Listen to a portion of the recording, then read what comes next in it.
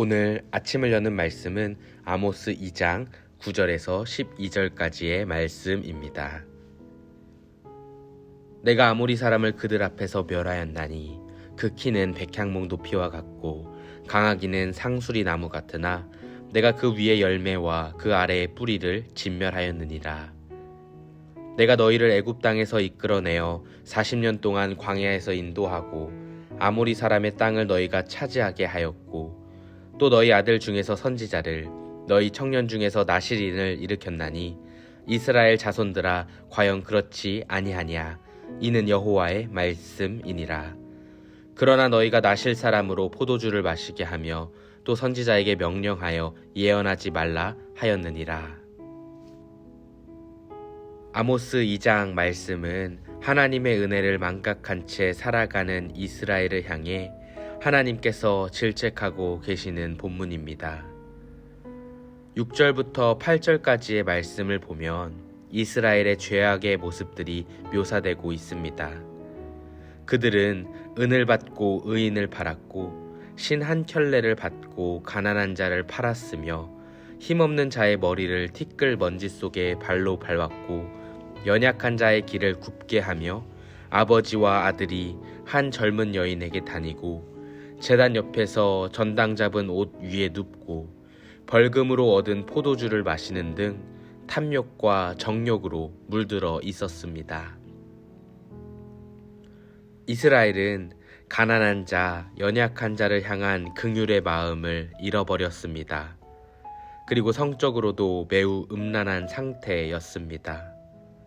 또한 전당 잡은 옷 위에 누웠다고 했었는데 전당 잡은 옷이라는 것은 아무것도 가지지 않은 사람이라도 갖추고 있는 유일한 수단인 겉옷을 말하고 있는 것입니다.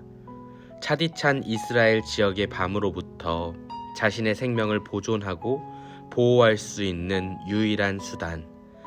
그러한 옷마저 빼앗아 하나님의 단 옆에 깔고 누웠다고 하니 우리는 오늘 본문을 통하여 이스라엘의 영적인 상태를 짐작할 수 있지 않겠습니까? 하나님에 대한 경외심과 두려움이 조금이라도 남아있는 사람이라면 결코 할 수 없는 행동들을 지금 이스라엘 백성들이 하고 있음을 아모스 선지자는 지적하고 있는 것입니다. 그러면서 하나님께서는 아모스 선지자를 통해 과거부터 지금까지 베푸셨던 은혜와 사랑을 회상하며 말씀하십니다. 아모리 사람, 곧 가나안 사람들과의 전쟁 속에서 그들을 진멸하도록 동행해 주셨고 애굽 땅에서 40년 동안 온전히 사랑 가운데 살아갈 수 있도록 인도해 주셨으며 선지자와 나실인을 세워 계속해서 하나님의 함께하심을 드러내 주셨다고 하나님께서는 말씀하십니다. 하지만 이에 대한 이스라엘의 행동은 어떠하였습니까?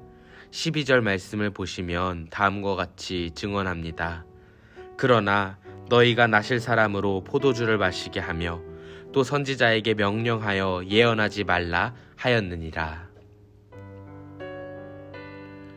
하나님께서 보내주신 사람으로 하여금 제 역할을 하지 못하게끔 만들었습니다. 나실인에게는 포도주를 마시게 하고 선지자에게는 하나님의 말씀을 예언하지 말라고 하였습니다. 다시 말해 지금 이스라엘의 상태가 어떠하냐면 하나님의 말씀을 들을 준비도 되어 있지 않았고 하나님을 경외할 마음도 없었으며 베풀어 주신 은혜와 사랑은 하찮게 여기고 있는 것입니다. 그 결과 하나님께서는 이스라엘 또한 하나님의 심판을 피하지 못하게 될 것이라고 말씀하십니다. 성도 여러분, 우리는 오늘이라는 시간을 살아가고 지금 나에게 주어진 순간에 집중하며 살아갑니다. 그러다 보면 때로는 지난 세월 가운데 하나님께서 함께해 주신 그 은혜와 사랑에 대하여 무감각해질 수 있음을 기억하시기 바랍니다. 다시 말해 자칫 잘못하면 우리는 오늘 본문의 이스라엘과도 같은 모습으로 하나님의 동행하심을 잊고 살아갈 수 있다는 것입니다. 이러한 이스라엘의 모습이 우리에게 드러나지 않기 위해서는 우리는 베풀어 주신 하나님의 은혜를 늘 기억하며 살아가야 합니다. 그러므로 오늘 하루를 시작하면서 주님께서 베풀어 주셨던 그 은혜들을 충분히 떠올리는 가운데 살아가시기를 소망합니다. 하나님의 은혜 가운데 거하는 사람은 어떠한 상황 속에서도 근심의 자리가 나를 집어삼키지 못하게 하는 사람이고 기쁨과 감사의 마음이 보존될 수 있음을 믿으시기 바랍니다. 오늘 하루도 주님 안에서 승리하시기를 기도하겠습니다.